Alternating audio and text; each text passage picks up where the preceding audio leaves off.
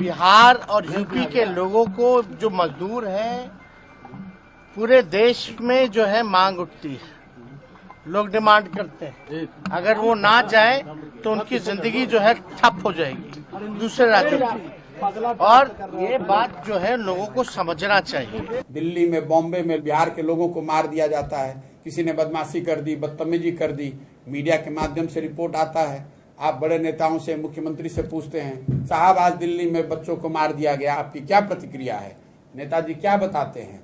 ये भाई देखिए, बिहार के लोग बहुत कर्मठ हैं, पूरे देश में व्यवस्था हम लोग के सर पर ही है। अगर आप बिहार के लोगों को मारेंगे तो दिल्ली में व्यवस्था ठप पड़ जाएगी, रिक्शा नहीं चलेगा, वहां पर सफाई नहीं होगी, वहां ठेला पर सब्जी नहीं बिकेगा। ये गौरव की बात नहीं है। ठेला पर सब्जी लेकर बेचना दिल्ली में ये गौरव की बात नहीं है।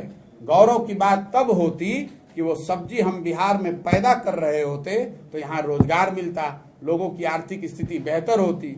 दिल्ली के लोग तब भी सब्जी खा रहे होते बिहार की, लेकिन उन लोगों को अपने इज्जत से समझौता करके दिल्ली में ठेला पर सब्जी नहीं बेचना होता। ये मानसिकता का भी असर है।